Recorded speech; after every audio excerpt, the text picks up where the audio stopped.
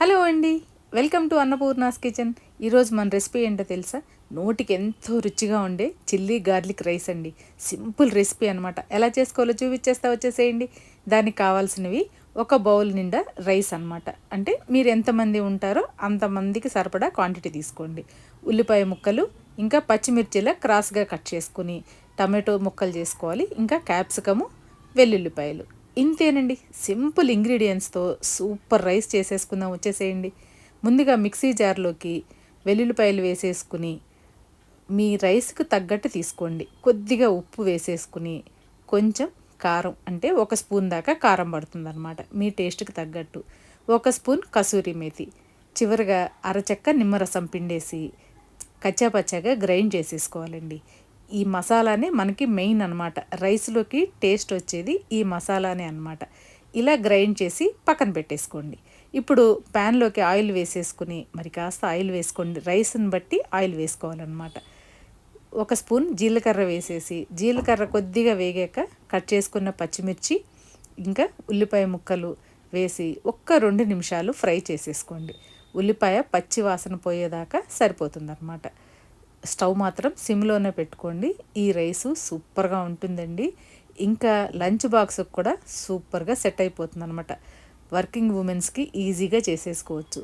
Capsicum ముక్కలు, tomato ముక్కలు కూడా వేసి ఇవి కూడా సాఫ్ట్ అయ్యేలాగా ఫ్రై చేసుకోవాలి. ఒక అర స్పూన్ పసుపు, ఈ ముక్కలకి సరిపడానే ఉప్పు వేసుకోండి. ఆల్రెడీ మనం వెల్లుల్లిపాయల్లో వేసాం కదా ఉప్పు, ఈ ముక్కలకి సరిపడా వేసేసి చివర్లో రైస్ వేసుకున్నాక రైస్కి సరిపడా వేసుకోవాలన్నమాట. లేదంటే సాల్ట్ ఎక్కువైపోతుంది, చూసుకుని వేసుకోవాలి.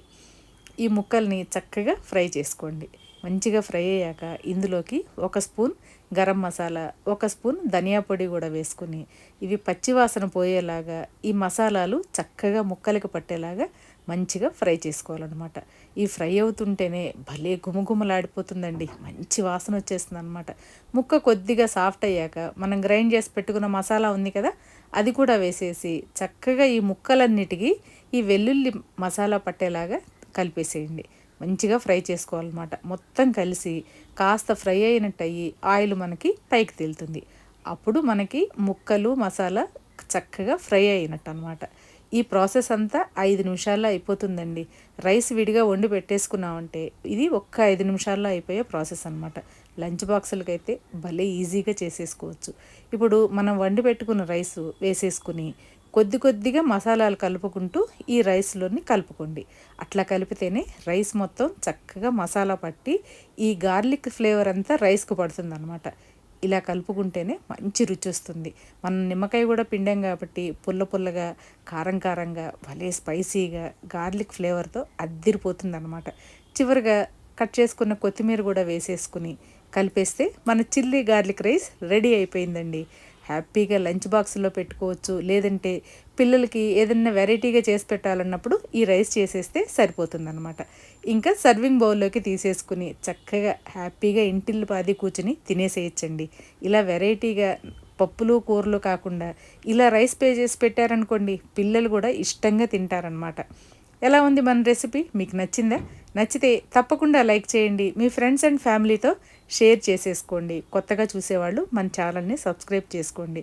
ఇలాంటి మంచి మంచి వీడియోస్ కోసం తప్పకుండా మన ఛానల్ని సబ్స్క్రైబ్ చేసుకోండి. Tasty tasty chilli garlic rice ready అయిపోయిందండి. ఒక్కసారి మీరు కూడా ట్రై చేసి ఎలా వచ్చిందో కమెంట్ సెక్షన్లో కమెంట్ పెట్టేయండి. ఇంకెందుకు ఆలస్యం, హ్యాపీగా తినేసేయటమే అనమాట. ఏంటి, నచ్చిందా ఈ వీడియో? మీకు నచ్చితే తప్పకుండా లైక్ కొట్టండి. ఇంకో వీడియోతో మళ్ళీ కలుద్దాం, ఓకేనా?